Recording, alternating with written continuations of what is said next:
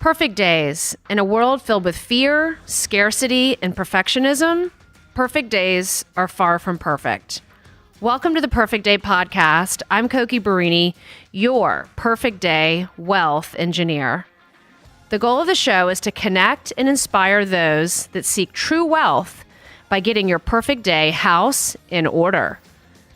The door to more perfect days in your life opens when you demystify money and learn what it looks like to grow, protect, and create true wealth in your life, one perfect day at a time. Take a perfect day walk with me as I bring you real life successes, struggles, and strategies from the extraordinary people I get to encounter on my own perfect day journey.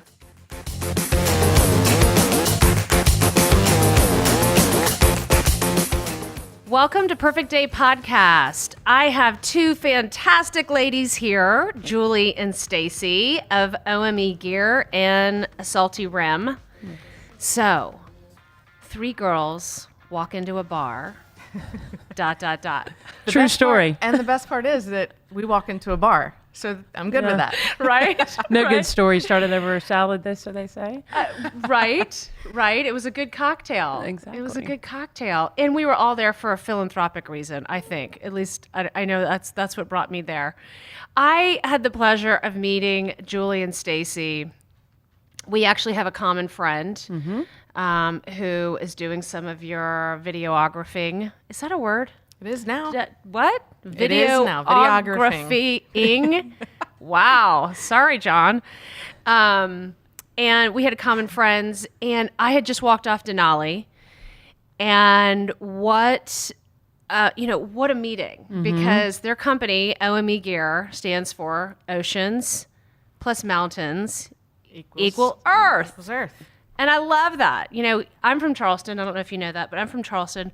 But I'm really not the beach girl. I mean, I do like the ocean. No, you like to hike. Yeah, I like mountains. Yeah. And I'll say, this is maybe the first time this year that I've had a conversation where they said, I just walked off Denali. I haven't heard that much. Well, I'm saying it right now. It feels really good as I hobble on a knee injury. So I have to remember from whence I came, from where I came. But hopefully you didn't get that knee injury walking upstairs. I mean, like, there has to be a good story behind it. There's not really a good story. I mean, I think I'll milk I had 120 pounds on my back going up Denali and on that last knife edge ridge when, the guy had to self-arrest and save his life. No. Because that would be a more perfect day, right? Yes, than doing high knees in my gym at home. There you go. Yes, it would. Yes, it would. So thank you for bringing that to life. But, your point is very well made, which is, and I'm getting a lot of this right now. I'm going to launch into a quick real life what's happening right now scenario with a lot of several of the women entrepreneurs I work with. I don't know if it's calendar year, time-wise. I know you gals are under a time crunch with a great, exciting Kickstarter campaign launching October 30, and we're going to talk about that. But as we get into this sort of timeline of a calendar year, I'm experiencing right now a lot of my clients are doing what I'm calling gapping, which is exactly what I just did with my knee, which is you forget that I just climbed Denali and to be thankful for that. Right now, it seems to me to be calendar driven. Like the year is coming to a close and maybe people aren't exactly where they thought they wanted to be within the year and within their year goals. I know this isn't you because I know you two have a lot of exciting things to talk about that you've achieved this year.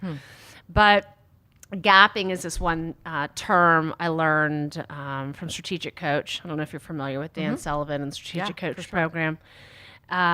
Of just making sure that we're always beginning gratitude. So with that being said, thank you two. My daughter asked me this morning, she said, who are you going to ask to get that done? And it was some random task. And I said, I'm going to ask the busiest woman I know. And that relates to you two. I asked you two if you wanted to be on the podcast, and you said yes. And you two, by looking at your intake, are the two of the busiest women I know. So with that, I would love to talk all things perfect day, finance, monies, successes and struggles that have brought you to where you are today with OME gear. So with that, let me hear it. Who's going? So Are y'all going to let arm me do this. wrestle?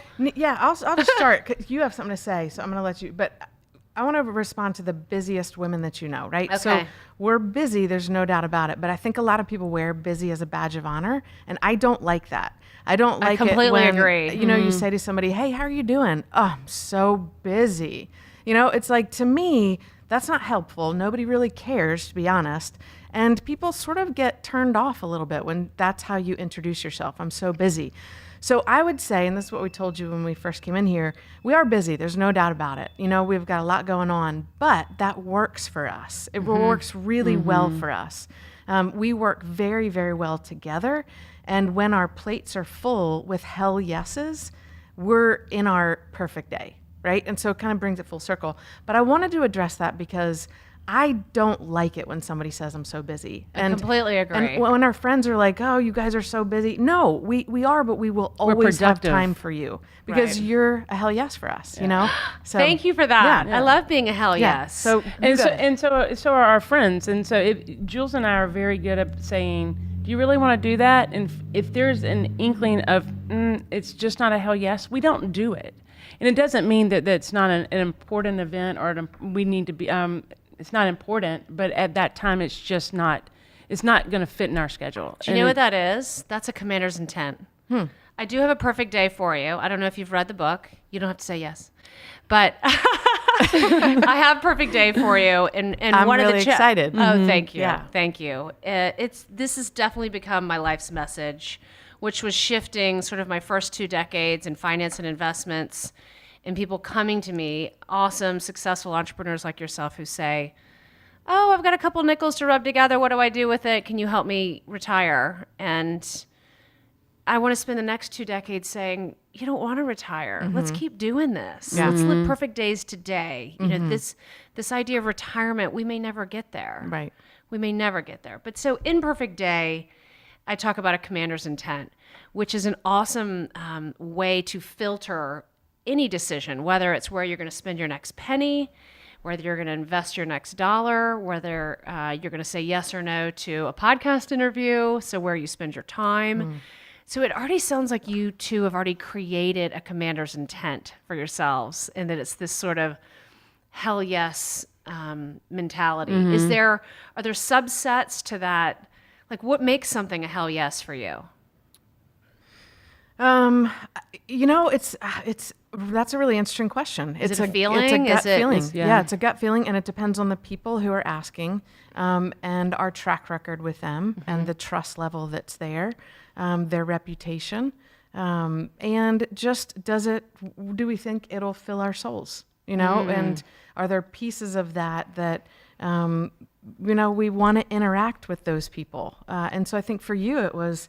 You know, we've listened to your podcast. We met you. You made an impression. And we thought if we can get to know more people like you, our lives are fuller. And so it is a little selfish. I mean, I will say hell yeses are selfish. But in order for us to be the best in our hell yeses, we have to say no to some things. You know? Absolutely. And so yeah, there was a woman that I still really respect. And I knew that if I got a yes from her, she really wanted to spend time with me, because there were times when she said no, but I loved that because I felt like I'm not questioning, does she doing this because she feels like she has to? Right. No, she's somebody who doesn't do things because she has to. And I really respect that. I love it. I love it. And perfect days, I think I have the secret sauce for, like, the hack, if you will, to creating a framework for perfect days, because people come to me and they say perfect days. I mean, those are, it's so hard to have a perfect day, but I think a perfect day begins with being selfish. So I love that you bring that up, because the framework, I'm going to send y'all with your own 411 Oh, yeah. guide. Thank you. And there's nothing, I'm not selling anything here. Everything's free. It's all free on the web for everyone to have. But this framework starts with you doing 4 little things for yourself to make that day a perfect day. Because guess what? The rest of the day can go to pot, and failures or things that you may not imagine that make up a perfect day can't ruin it when you've gotten your soul filled before 11 a.m. So Yes. 4 things before 11 a.m. to make it a perfect Wow, day. I love that. So with that, what does a perfect day look like for you too? Because I know you've got some, and I'll put an overlay on it with OME gear, if you don't mind. I don't like guiding or leading the witness. Yeah. But of course, our listeners do want to hear about, your entrepreneurial struggles and successes and strategies. And so what does a perfect day look like with OME gear? Right now it's ever changing. Every single day is different. And right now we are in an extremely busy season of our year. It's not like every day is busy for us. We are always working and striving to make this company what it needs to be and what our vision is for it to be. But I think every day is different. Today we just did 3 huge giveaways. And today was sending out, reaching out to every one of our people that gave to our giveaway Why campaign. aren't I winning? Did we not lock this up before you got here? Because they were amazing giveaways. I'm so sorry. I want to win. No. Yeah. There would be a conflict of interest Yeah. there. So now I'm just not allowed to win. That's Yep. right. I'm just not allowed to win. I have to segue that. I want you to tell the listeners more about OME gear and what you're doing. But did you hear about the lottery? Yeah, Yes. It was not me that won. Shit. Some guy in Simpsonville. Simpsonville. We just found out. Really? One guy won it all. Perfect. So let's pretend you're he. Right. And you have $904 million sitting in your bank account today. What would you do with it? Give it away. Give most of it away. I mean, we'll use some of it for us, but we want to make money to be able to help other people. That has been one of our missions, and to travel. And of course, we're going to be selfish with some of that, and Sure. and do the things we want to do. But we are huge believers in giving back. Yeah, and so it's either give money or give time, right? So for a while ago, I traveled to 13 different developing countries and volunteered in whatever way I could with whatever organizations I was working with. And Stacey and I want to do that again. We want to make new memories, do that again. And so that would probably be one of the first things we would do, because we wouldn't have to work. We would still work. We'll work till we die, whatever work looks like. But we would travel and give away our time. And then in the midst of that, we would also intersperse like safaris in Africa and climbing Mount Kilimanjaro With and you. things like that. Yes. So we would intersperse beauty and fun with serving and giving back. So I think that would probably be the first thing if we And be able to won give all away that our money. coaching services, build a bed and breakfast, and then be able to bring people in for coaching services for free. And those are beautiful answers. Yeah. Thanks. What about OME? Like if you only had OME Yeah. and you could only spend the 904 Oh, great. there. Okay, that's what you're. Okay, sorry. No, we're I'm we're asking being at all all. philanthropic. No, on I'm ya. so glad you are.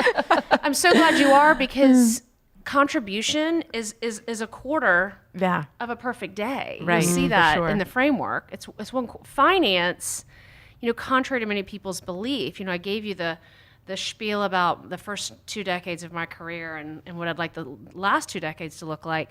It's people have overinflated financial tires when they come to me, and underinflated life tires and contribution tires, and that wobble creates a very big problem. Because ask Steve Jobs in his dying bed, what would he want more of in his life? It wasn't money, it was health. So it doesn't really speak to the contribution piece, but we're going to have to go to break. When we come back, I want to hear everything about OME. I want to hear about the Kickstarter campaign. Gotcha. And then I want to hear, what would you do with $904 million I got it. for I got my OME? answer. Awesome. People are awesome. gonna have to wait in suspense. Yes. So with that, Julie, Stacey, thank you for being here. OME Gear, thank you for joining us at Perfect Day Podcast. We'll be back after break.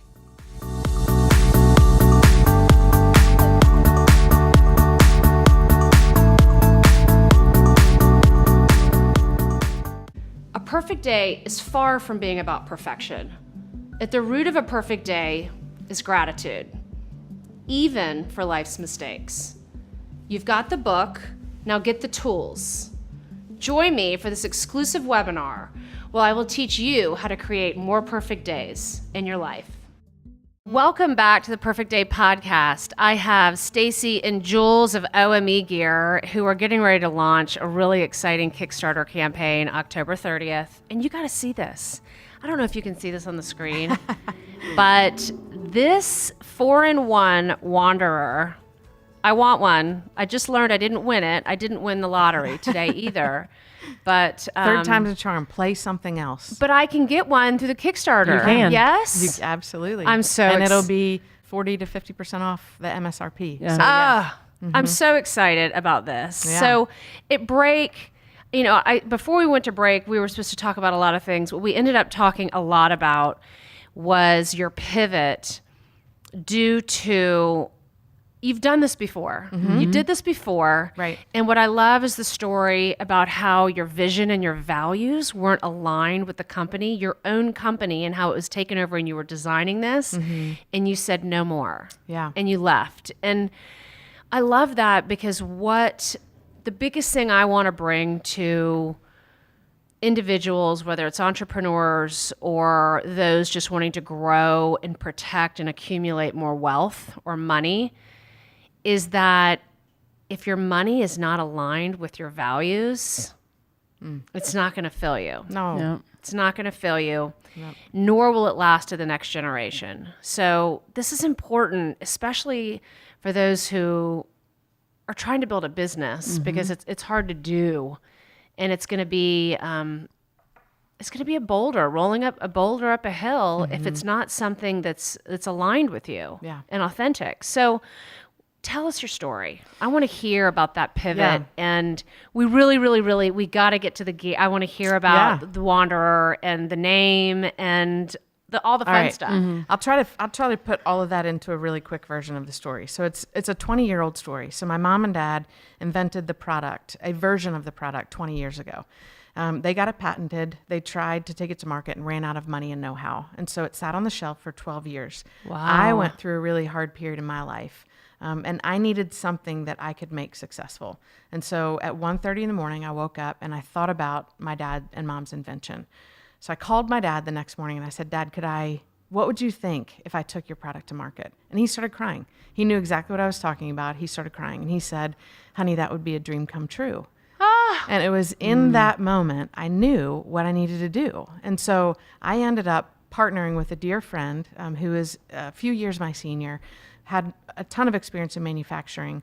And we ended up partnering with a manufacturing firm. And it turned out it was like any marriage. It was beautiful in the beginning.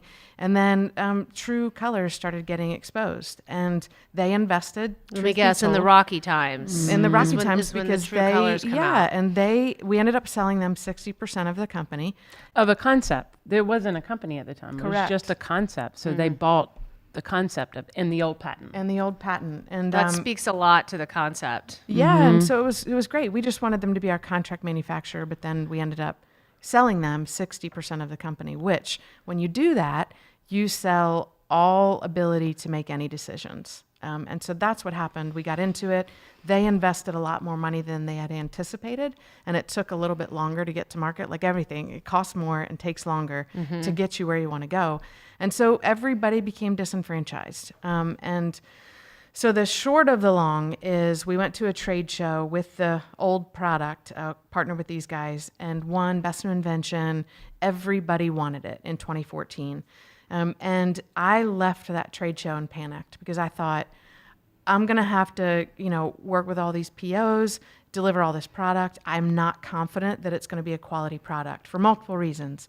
And I'm going to have to deal with all of the backlash of putting out a faulty product into the market. And so on the plane ride home, I wrote a 3-page resignation letter. And it was one of the hardest things I've ever done in my life because I was walking away from not only my dreams, but my mom and dad's dreams. Right. And so it was a really, really hard moment. So I came home to Stacey. At the time we were just dating. Now we're married. But came home to her and I said, now what? Like, that was going to be my path forward. That was going to be our future. That was going to be, and I walked away from all of that. That takes some serious conviction to That your was- values. It was really, And what you really, believe. yeah, it was a huge point in my life where She just gave me the freedom and said, let me make the money. You go feed your soul. And so I went and worked at on Shem Creek in the shrimp house. And Okay. sold shrimp. Yeah. Because I knew what my soul needed is to be with salt of the earth people, just good people who were honest and just worked a hard day and came in and enjoyed each other's company. And it was the best 9 months of my life. Honestly, I was making nothing an hour. I went from owning my own company to literally making nothing. But it's what I needed. And We call that a transformational reset. 100%. Big reset. I had to do that. And so that's when we started our consulting coaching firm. But about 2 years ago, we knew that this was not over. The concept had already been validated in the market. Right. And so we said, well, what if we redesign it again, completely avoid that old patent, redesign it again based on all the consumer feedback and market research that we'd done. So that's what we did. So Stacey and I redesigned it yet another time. And that's what we have now is a 4-in-1 product. And so the initial concept, the first concept, and the second concept, or the second product was a 2-in-1. So it was a cart, and then there was a chair involved some way. Now we're a 4-in-1. So we're a cart that transforms, and it's all one unit. It transforms into a low-to-the-ground chair that fully reclines, a lounge chair that fully reclines, and then a higher off-the-ground camping/field chair. So you have the choice of having 3 different chairs depending on wherever you are in nature, and that's our big goal. And it rolls. And it rolls, and it rolls over sand, and it rolls over. The cart aspect is It holds up to super 150 pounds of gear wherever you're going. cool. If only I had that going up Denali. That would look funny. That could be a promotion. That could be next time. We'll send you one. Next time you go to Denali. Vincent may be easier. Yeah. Everest, it's not happening. Okay, fine. But we're like Pikes Peak or something like that. Let's go small first. But the thing is, it sounds like a big product. It fits compactly in the back of a Camry. We designed it it's like origami. It like folds up really nice and compact right into the back of a Camry. The wheels pop off, so you don't have to. You can store those in there with it, and so then you can still bring your whatever you want to pack to go to the beach or camping or kids' soccer games or whatever. You know what I love and what also overwhelms me? I don't know if the listeners are getting overwhelmed, but the idea of the semantics behind manufacturing and creating something. It overwhelms us too. That's so mechanical and I tend so male. And that's what I love about this product is it feels like y'all are industry disruptors. I mean, I bet when you go to the gear show, is it lots of women or is it mostly? No. It's mostly women. No, mostly men. Mostly men. I mean, so I identify. I get that. Woman in a It man's is world. all men. Yep. And that's we just did our own podcast, and we just did a show just us talking about the struggles we've had with this because it's a man's world, and just getting the respect. You know, if we say something that we don't agree with them, all of a sudden we're a bitch. Yeah. You know, we get that. I'm so tired of that stigma. Right. I know. I really am. But it's real. It's alive. I mean, as women, our voices, we have to yell a lot louder in order for our voices to be heard. But then what that does, when you're yelling, people tend not to listen to you. Right. So it's this really weird balance that we have to find, and we try every day to be very respectful, but also be loud enough that people will hear us. Yeah. So it's a really interesting balance. And maybe loud enough in very quiet ways. Yeah, exactly. Well, Right? funny enough, so that you say that, because we went to our design firm, and they work with, they're amazing. They're out in Michigan, and they work with really big companies, Tesla, Gulfstream Jets, all that. And they said to us, because we said, we're sorry if we're pushing back on you a little bit. And they were like, no, you guys are amazing. And they said, but I will tell you something. You are the most intimidating business owners that we work with. And I said, what, us? Like, we're not intimidating. What? And they said, because you're women and you come in here and you know what you want and we respect you, we're intimidated because we want to please you. I was like, whoa, Wow. that's profound. We'll take it all day long. Absolutely. It's nice to be able to turn the word intimidating into something positive. Yeah. Well, Yeah. because we're not intimidating. I mean, we really, really work hard at not being intimidating. Look at these Yeah. two. I know. Look at that Yes. smile. I know, right? Right. So if you were to give some advice, because you both have been through a lot. You've done consulting, books, podcast, Kickstarter. give us some successes and some strategies if to women entrepreneurs out there who have some fear around what's next, whether it's how do you push through fear? How about that? Because I feel like there's a lot of fear out there. I mentioned the gapping earlier. I feel like there's just a lot of fear out there, especially, I don't know why it is true. It's with all entrepreneurs right now, but I do think it's mostly with women. And it's potentially has to do with money, but I don't want to lead you to that. But maybe that's what the listeners want to hear. Do you have any fears or a way that you can guide them through? What do you do when you're faced with fears? Right now, you got to be, you're at the neck of the funnel with the Kickstarter. Right. We launch our Kickstarter and very soon. And so it is on we are on the edge of launching our Kickstarter.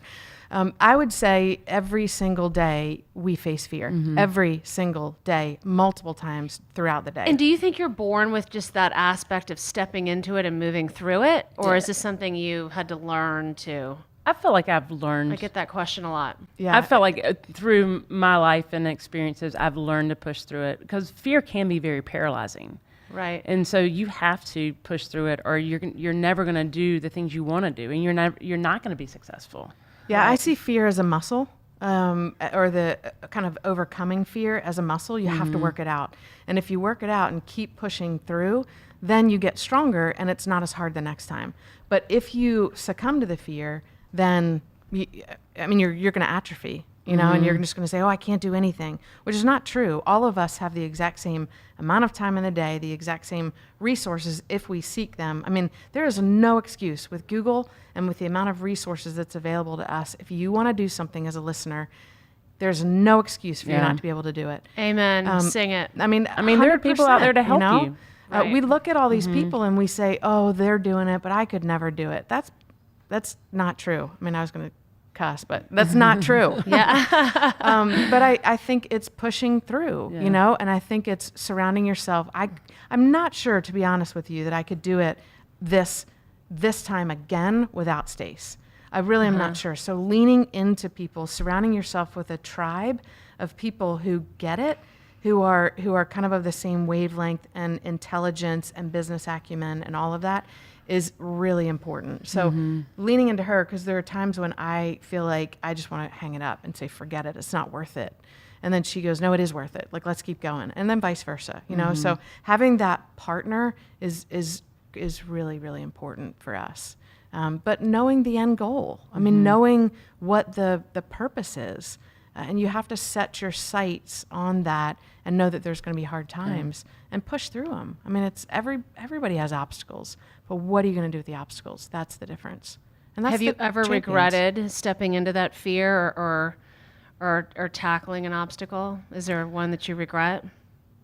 Not me, because I don't typically go to bed with regrets. Yeah. No way. We try to push no way. That's my point. No way. I've never regretted. I knew the answer before I asked it, right, No. ladies? Yeah. Because when you get through it, the amount of self-pride and confidence that is built is huge. Right. And that's worth everything, That if you go, if I could do that, what else could I do? Right. And then it's working out that muscle, of getting stronger. It's really important. And to answer your question, because I know the listeners are in major suspense. They are. Right? They're going, what would she do with that money? What I would do is for OME. Nothing different than what I'm doing right now. Yeah. I would do nothing different, because what OME Gear is for us is a platform to build as many relationships as we can to make an impact on this world. So you don't want to buy them. No. So you would still go forward with the Kickstarter. Still do all the exact I was same hoping stuff. that was the answer. Yes. Yep. And I love that was the answer. Yeah, I wouldn't do anything different. This Kickstarter is going to give us so many relationships, and our customers are everything to us. We want to respond quickly. We want to, when they struggle, we want to be there. And so for us, it's not about the money. Give me money all day long. I don't care. I'll probably, like Stacey said, we'll probably give a lot of it away, not because we're amazing people, but just because money and power do really weird things to people when there's too much of them. Either Correct. one of them. Well, and when it's missing a value structure. And when it's exactly, and we don't want that. And we've looked at each other and we said, when OME Gear gets successful, because we do believe it's going to be really successful, when it gets successful, if we look at each other and we've lost our values, we will walk away from all of it because it's not worth it. And you've already done it. Yeah. And look what it's gotten you. Yeah. So congratulations to the Thanks. both of you. Thanks. Thank you so much for being here. Yeah. I'm here today with Stacey and Jules of OME Gear, who's launching their Kickstarter October 30th. So we're super excited about that. I hope I'm the first person online. So I'll 11:59. Gosh, I hope you are too. Yeah. 11:59 on 10:29. Can I go on and do that? Yes. But I love you've made today a perfect day for me because just to hear how you weaved in the idea of the connection of purpose and values to money and to a dream.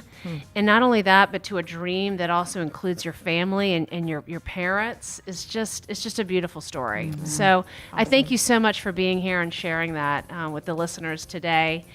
And for all things perfect days, if you're wanting to customize your own perfect day for yourself or for your business, you can go to 411reset.kokibruini.com, and you too can have more perfect days in your life. Thanks for joining us.